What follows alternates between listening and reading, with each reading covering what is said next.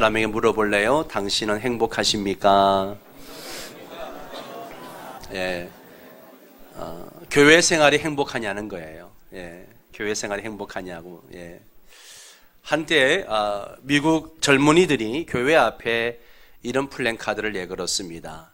예수님은 좋다, 그러나 교회는 싫다. 이런 플랜카드를 내걸고 시위를 한 적이 있었습니다.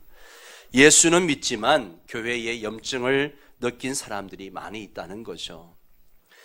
얼마 전에 가나안 성도 신앙생활 탐구라고 하는 연구 논문이 2편이 발표되었습니다. 가나안 성도 신앙생활 탐구. 여러분, 가나안 성도가 무슨 뜻인지 아십니까? 가나안 성도. 아시는 분 계세요? 이 가나안을 거꾸로 읽어보세요. 예. 뭐예요? 안 나가. 안 나가. 안 나가. 어디를 안 나가요? 교회를 안 나가요. 성도는 성도인데 교회를 안 나간다는 겁니다. 2017년 한목협의회에서 한국목회자협회에서 조사한 결과에 의하면 현재 6개월 이상 출석하지 않은 가나안 성도의 프로테지가 23.3%라고 합니다. 23.3%. 우리 교회도 설교를 준비하다가 가나안 성도가 얼마나 될까 했더니 찾아봤더니만 한 10% 정도가, 교회 6개월 이상 출석하지 않은 성도가 한 10% 정도 됩니다. 2015년 인구 센서스에 파악된 개신교 인구가 얼마였는가 하면 967만 6천 명이었습니다. 2015년 기준으로 우리 기독교 인구가 967만 6천 명. 거기에 23.3%가 얼마나 될까 봤더니만 약 200만 명이 기독교인인데 교회를 안 다니고 있다라고 하는 것이죠. 200만 명이 교회를 안 나오고 있습니다. 그 놀라운 것은요, 그 200만 명 중에 50.2%가 나는 여전히 하나님이 살아계신 것을 믿고 예수 그리스도가 나의 죄 때문에 십자가 죽으신 것을 믿는다라고 구원의 확신을 가지고 있는 사람들이 무려 100만 명이 넘었습니다. 예. 그러면 이들이 왜 교회를 떠났는가? 왜 교회를 안 나오는가? 그 논문에 보면 여러 가지 이유들이 있어요. 여러 가지 이유들이 있어. 교회 얽매이기 싫어서, 또 자유로운 삶을 살고 싶어서, 또 목사에게 실망해서, 교회 중직자에게 실망해서, 여러 가지가 있습니다. 그런데 한마디로 정리하면 예수님은 좋은데 교회는 싫다는 거예요. 예. 예수님은 좋은데 교회는 싫다는 거죠. 사람들이 예수님은 좋은데 왜 교회는 싫어할까? 이런 질문을 가지고 한번 오늘 건강한 교회, 행복한 성도라는 주제를 가지고 말씀의 은혜를 좀 나누려고 합니다. 오늘 본문에서 사도 바울은 교회를 그리스도의 몸과 지체로 비유해가지고 성도의 하나됨을 강조하고 있습니다. 교회가 뭐라고요? 그리스도의 몸. 성도는 뭐라고요? 그 몸의 지체라는 거예요. 예. 그래서 이 몸과 지체는 하나가 되어야 된다. 이것을 강조하고 있습니다. 왜 이런 이야기를 했는가 하면 지금 고린도 교회가 은사도 많고 아주 능력도 많고 그런 교회인데 오히려 이런 것 때문에 교회 안에 지금 문제가 생겼어요. 영적 문제, 은사 문제, 그러다 보니까 서로 비교하고 경쟁하고 시기하고 질투하고 파가 나뉘어지고 이런 문제가 생겼습니다. 그래서 바울은 이 몸의 비유를 통해서 교회와 은사에 대한 잘못된 생각을 바로 잡아주고자 했던 것입니다. 사도 바울 당시나 지금이나 교회 안에 분쟁이 있고 성도 간의 갈등이나 하나 되지 못한 모습들이 있다면 이것은 교회 생활이 행복한 게 아니고 교회 생활이 불행해질 수 있다는 것이죠. 너무너무 힘들죠. 예. 여러분도 주변에 분쟁이 있는 교회들 이야기를 들어보면 그런 교회를 다니는 성도들이 얼마나 불행하고 얼마나 힘들어하는지 여러분이 많이 볼 것입니다. 따라서 이러한 문제를 해결해서 건강한 교회를 만들지 못하면 행복한 신앙생활을 할 수 없어가지고 교회를 떠납니다. 그러면 이들이 어떤 성도가 돼요? 가나안 성도가 되는 거예요. 예. 여러분, 지금 여러분은 신앙생활이 기쁘고 행복하십니까? 한번 옆 사람에게 물어볼래요? 집사님은 교회 생활이 행복하고 기쁩니까? 라고 물어보세요. 물어보지도 않고 대답도 안 하고. 예. 여러분, 명성교회 성도 된 것이 자랑스럽고 행복하십니까? 정말입니까? 아이고, 감사합니다. 난 어떤 대답이 나올까 설교 준비하면서 고민 참 많이 했는데, 예. 목회하면서 우리 교회가 행복한 교회, 기쁨이 충만한 성도, 또 행복한 목회가 되기를 늘 기도합니다. 우리 교회 모든 성도들이 행복한 신앙생활, 기쁨이 충만한 교회 생활 되었으면 좋겠습니다. 그러면 우리 교회가 건강한 교회, 행복한 성도가 되려면 어떻게 하면 되겠는가? 첫째는 먼저 그리스도 안에서 한 몸이라는 의식을 가져야 됩니다. 교회는 그리스도 안에서 한 몸이다. 따라서 합니다. 교회는 그리스도 안에서 한 몸이다. 이 의식이 있어야 돼. 이게 없으면 교회는 불행해집니다. 불행한 신앙생활이 되는 거예요. 성도들이 흔히 교회 그러면 뭘 생각하는가 하면 건물을 생각합니다. 여러분, 이 건물은 예배당이지 교회당이지 교회가 아닙니다. 교회는 뭐냐? 성도들의 모임이 바로 교회입니다. 즉 하나님께서 선택하셔서 예수 그리스도를 구주로 믿고 구원받은 성도들의 모임을 가리켜서 교회, 에클레시아라고 이야기하는 거예요. 이 모임이, 우리 지금 이 모임이 교회인 것입니다. 그러므로 구원받은 성도인 우리 개개인 한 사람이 이렇게 모인 것이 교회인 것입니다. 따라서 나 혼자서 잘 믿어보겠다, 이것은요 교회가 아닌 거죠. 사도 바울은 지금 서로가 우리가 하나 되었다는 것을 가장 쉽게 설명하기 위해서 몸을 예로 들어가지고 그리스도와 우리의 관계를 설명하고 있는 거예요. 20절에 보니까 지체는 많으나 몸은 몇 개라고요? 하나라 그랬습니다. 지체는 수백 가지, 수만 가지가 될 수 있지만 몸은 하나입니다. 13절에 보면 성도는 그리스도 안에서 한 몸이 된지라, 한 지체라, 그렇게 말하고 있습니다. 이것을 고린전서 11장 12절에서 아주 명확하게 설명을 하고 있는데요, 같이 읽습니다. 몸은 하나인데 몸의 지체가 많으나 한 몸인과 같이 그리스도도 하나 그러하니라. 아멘. 자, 이 말씀은 우리가 그리스도와 연합되어 있다는 것과 역시 다른 성도들도 그리스도와 연합되어서 한 몸이 되었다는 거예요. 나도 그리스도의 몸에 붙어있는 지체고 내 옆에 있는 이분도 그리스도의 몸에 붙어있는 지체고 우리가 모두가 한 몸이 되었다, 그렇게 설명을 하고 있습니다. 창세기 2장 24절에 보면 이러므로 남자가 부모를 떠나 그의 아내와 합하여 둘이 뭐가 된다고요? 한 몸을 이룰지니라, 그렇게 말하고 있습니다. 부부 사이가 한 몸이라는 말은 누구나 잘 알고 있습니다. 그런데 오늘 말씀을 보니까 부부만이 한 몸이 아니라 교회도 성도들도 한 몸이다, 그렇게 말씀하고 계십니다. 부부는 한 몸을 이룰지로다, 미래형으로 되어져 있습니다. 그런데 성도들은 한 몸이 되었고 과거형으로 되어져 있습니다. 성도들은 앞으로 한 몸이 될 것이다, 이것이 아니고 이미 예수를 믿는 그날부터 우리는 한 몸이 되었다라고 성경은 말하고 있습니다. 여러분, 지금까지 우리 성도들과의 관계를 부부 사이와 같은 한 몸이라고 생각해 본 적이 있습니까? 아마 거의 이 생각을 안 하고 계신 분들이 많을 거예요. 그러나 성경은 분명하게 가르치고 있습니다.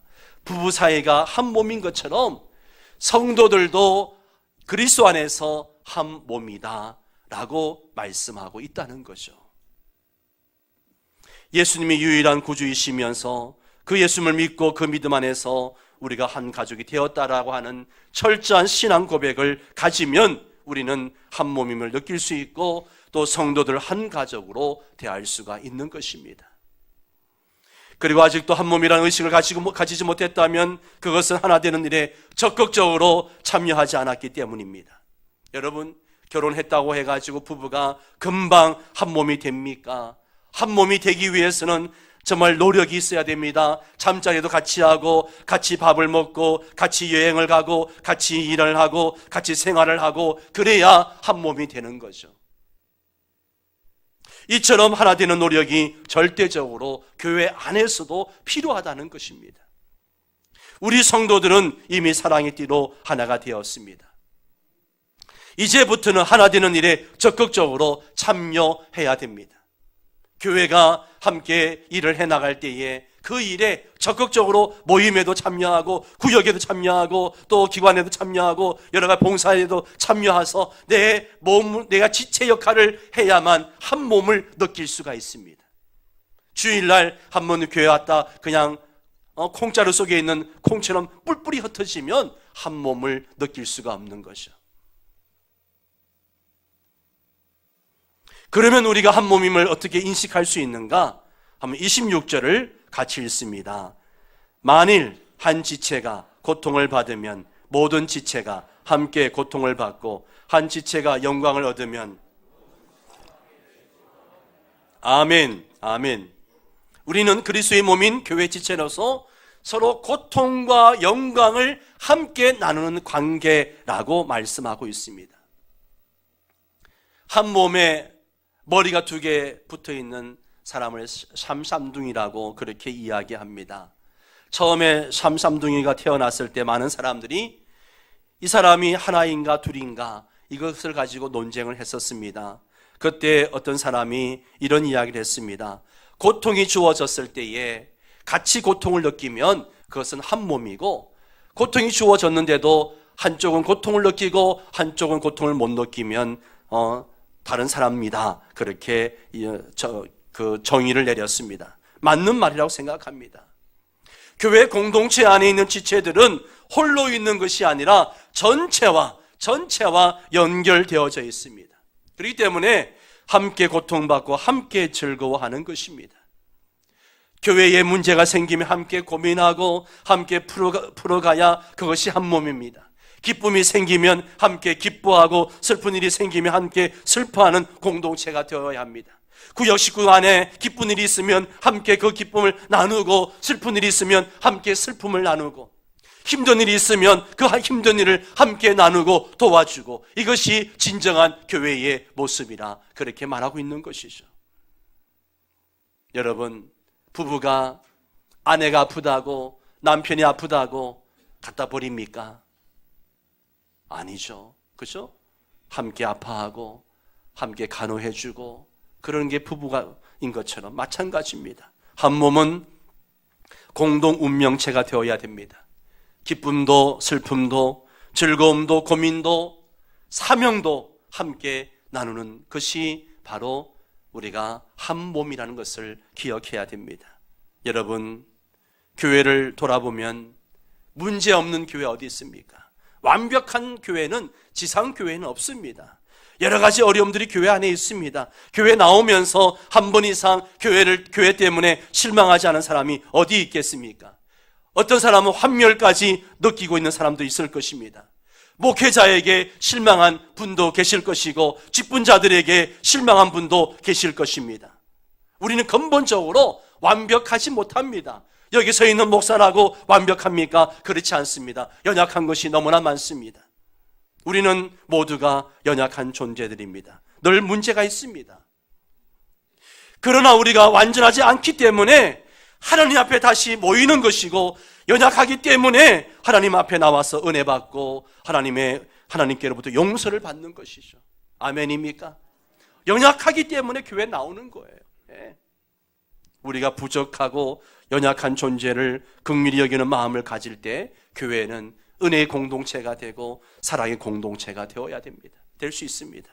여러분, 혹시 제가 연약한 모습을 보이면, 그래, 하나님의 은혜가 더 필요한 목사이구나, 위에서 기도해 주시고요.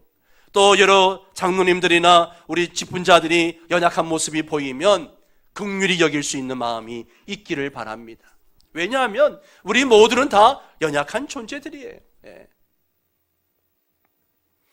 하나님은 우리 교회가 이런 교회가 되기를 원하고 계십니다. 우리 모든 성도들이 그리스도 안에서 한 몸임을 믿고 서로 아픔과 고민을 함께 나누고 무거운 짐을 서로 나눌 수 있는 그런 아름다운 공동체가 될 수 있기를 축원합니다. 두 번째는 건강한 교회, 행복한 성도가 되려면 교회 안에 다른 성도들을 무시하거나 필요 없는 존재로 여겨서는 안 된다는 것이죠. 우리 몸에는 많은 지체가 있지만 그렇다고 쓸모없는 지체는 하나도 없습니다. 아무 일도 하지 않는다고 필요 없는 그런 지체는 없습니다. 모든 지체가 그 역할을 하고 있고 그 지체가 사명을 다하기 때문에 이 몸이 유지되고 있는 거고 건강해지는 것입니다. 21절을 보십시오. 같이 읽습니다. 눈이 손들어 내가 너를 쓸데없다 하거나 또한 머리가 발들어 내가 너를 쓸데없다 하거나 하지 못하리라. 손이 두 개니까 너 한쪽 필요 없다 그렇게 말할 수 없다는 거죠. 여러분, 우리 몸에 필요 없는 지체는 하나도 없습니다. 통계를 보면 자동차를 만드는 데에는 13,000개의 부품이 필요하고 747Z 여객기를 만드는 데에는 300만 개의 부품이 필요하고 우주 왕복선을 만드는 데에는 500만 개의 부품이 필요하다고 합니다. 그렇다면 인간의 몸을 만드는 데 있어서 필요한 부품이 얼마나 필요할까요? 무려 100조 개나 필요하다는 거예요. 100조. 감도 안 잡히죠. 100조가 몇 개인지. 우리 몸에는 100개 조의 세포 조직이 있다고 합니다. 이 세포 조직들이 있으므로 우리 몸이 유지되는 겁니다. 마찬가지로 그리스도의 몸인 교회도 많은 지체들로 구성되어 있고 많은 지체들이 필요합니다. 여러분, 세포가 적을수록 무슨 동물이라 그래요? 하등동물이라 그럽니다. 세포가 많을수록 무슨 동물? 고등동물이라 그렇게 이야기합니다. 마찬가지로 지체가 적으면 적을수록 그 교회는 약한 교회가 될 수밖에 없고 힘없는 교회가 될 수밖에 없고 건강하지 못한 교회가 될 수밖에 없어요. 그러나 교회 규모가 크든 작든 간에 그 지체가 많아지면 많아질수록 교회는 더 힘이 있고 건강한 교회가 될 수 있고 그리고 사명을 감당해낼 수가 있습니다. 생각해 보십시오. 우리 교회가 몇 사람만 나와가지고 열심히 봉사한다고 해보세요. 그러면 그 교회는 약한 교회가 될 수밖에 없어요. 그러나 모든 성도가 다 지체라는 의식을 가지고 교회 모임에 참여하고 기도 모임에 참여하고 훈련에 참여하고 봉사에 참여하고 선교와 구제에 참여하면서 함께 나아가면 우리 교회는 세상에 감당치 못하는 교회가 될 줄 믿습니다. 힘 있는 교회, 능력 있는 교회가 될 수 있습니다. 중요한 것은 내가 지체로서의 역할을 감당하고 있느냐라고 하는 것이죠. 여러분 우리 교회가 건강한 교회가 되기를 원하십니까? 그럼 여러분이 지체가 되시기를 바랍니다. 각 지체의 역할은 다 중요하다는 것을 알아야 됩니다. 필요 없는 지체 하나도 없습니다. 나는 나 같은 사람이 뭘 해? 나 같은 사람은 그냥 자리만 지키지. 아니요. 필요 없는 지체 하나도 없습니다. 다 중요하고 다 요긴한 지체라고 성경은 말하고 있습니다. 여기 말씀을 보십시오. 22절, 23절 말씀을 같이 읽습니다. 시작. 그뿐 아니라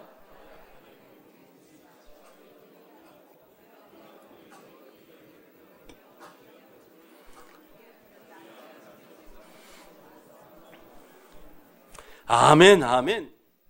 여러분 교회 안에서 여기 강단에 서서 목사는 설교는 귀하고 여기 앉아서 예배드리는 여러분은 덜 귀하고 이것이 아닙니다. 하나님 안에서는 모든 성도가 다 똑같습니다. 아멘입니까? 그렇기 때문에 어떤 역할을 하고 있든지 간에 교만할 것도 없고 그렇다고 열등감을 가질 필요도 없습니다. 꼭 필요한 존재라는 자부심을 가져야 됩니다. 그리고 교회 안에서 연약한 지체에게 더 존귀함을 더해 주라고 이야기합니다. 교회는 이런 역할을 감당할 수 있어야 됩니다. 사도 바울 당시에 유대인들은 귀한 사람일수록 더 귀하게 여기고 천한 사람일수록 더 천하게 여기는 그런 풍토가 있었습니다. 그러다 보니까 교회 안에도 그런 풍토가 있었던 거예요. 그래서 사도 바울은 교회는 그래서는 안 된다라고 지금 가르치고 있습니다. 이것이 예수님의 정신이라는 거예요. 교회 머리이신 주님께서 섬기기를 얼마나 좋아하셨습니까? 약한 자를 섬기려고 오셨고 만왕의 왕이신 그분이 온 인류를 위하여 자신을 희생하셨습니다. 예수님은 천하고 가난하고 버림받은 사람들을 더 돌보셨고 천국이 부자와 권력자의 것이 아니라 바로 이런 자의 것이라 그렇게 선언하기도 하셨습니다. 이것이 바로 교회 안에서도 먼저 된 자, 지도자가 가져야 할 마땅한 태도라고 하는 것이죠. 오늘날 교회 안에서 분쟁이 일어나는 것은 바로 이런 정신을 버리고 세속 풍속을 따르기 때문에 그렇습니다. 여러분들은 사도 바울이 가르친 대로 교회 안에서 세상의 권력자들처럼 우쭐대지 마시기를 바랍니다.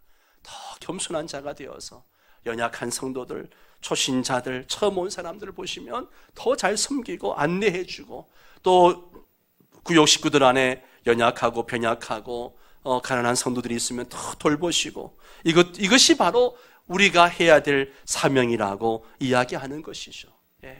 연약한 지체를 무시해서는 안 되고 더 귀하게 여겨주는 교회가 건강한 교회고 행복한 성도인 줄 믿습니다. 마지막으로 건강한 교회, 행복한 성도가 되려면 은사의 다양성을 인정해주고 서로 협력할 수 있어야 됩니다. 은사의 다양성을 인정하고 협력해 줄 수 있어야 돼요. 이 고린도 교회는 어느 교회보다도 은사가 굉장히 많았던 교회입니다. 28절에 30절에도 보면 다양한 은사들이 나오고요.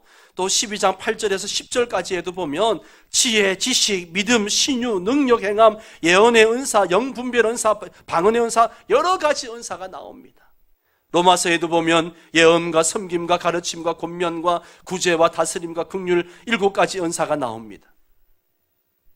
고린도 교회는 어느 교회보다도 은사가 많았습니다. 이것은 정말 하나님의 축복이었습니다. 그런데 이 축복을 서로 자랑하고 비교하고 서로 의시되는 시기 질투하는데 이것이 사용되어졌습니다. 그래서 나보다 다른 은사를 가진 사람을 무시하고 시기하고 서로 화합하지 못하고 서로 나누어지고 사랑해야 되는데 미워하고 화합해야 되는데 오히려 일치가 되지 않고 갈등과 분열이 고린도 교회 안에 있었던 것입니다. 여러분, 우리 얼굴 가운데 눈이 중요합니까? 귀가 중요합니까? 어느 게 더 중요해요? 다 중요해요.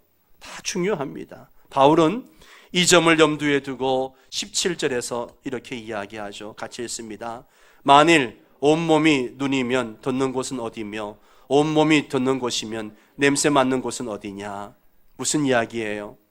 하나님께서 각 사람에게 주신 은사의 다양성을 인정하라는 거예요.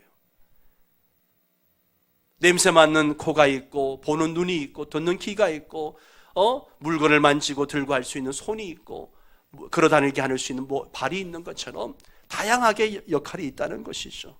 사도 바울은 오늘 말씀을 통해서 모든 성도들에게 남을 깎아내리고 내가 올라가는 세속적인 경쟁이 아니라 남의 연약함을 감싸주고 세워주고 협력하면서 돌보라 그렇게 말씀하고 있습니다. 좋은 교회, 건강한 교회, 행복한 교회는요, 마치 우리 이 기악팀과 같이 이 현악기와 관현악기가 서로 아름다운 조화를 이루는 것처럼 이와 같은 것이 되어야 됩니다. 아멘입니까? 교회 안에 참 다양한 사람들이 모여 있습니다. 남녀노소 빈부귀천 할 것 없이 다양한 종류의 사람들이 모여 있습니다. 서로 조화를 이루고 주님의 사랑으로 사랑하고 진정으로 서로 돌봐주고 그리고 사랑으로 하나 되고 연합해서 항상 따뜻한 그런 교회가 되어야 합니다. 저는 우리 명성교회가 그런 교회 되어지기를 축원합니다. 여러분, 오늘 이 말씀을 통하여 우리가 서로 예수 그리스도 안에서 한 몸 하나임을 인식하시고 모든 성도들을 가장 귀한 존재로 여기시기를 바랍니다. 그리고 우리 각각에게 주신 은사의 다양성을 통해 서로 협력해서 건강한 교회를 만들어 가시기를 바라고 행복한 성도의 삶이 되시기를 주의 이름으로 축원합니다. 다 함께 일어나셔서 이런 교회가 되게 하소서 함께 찬양하고 기도하도록 하겠습니다.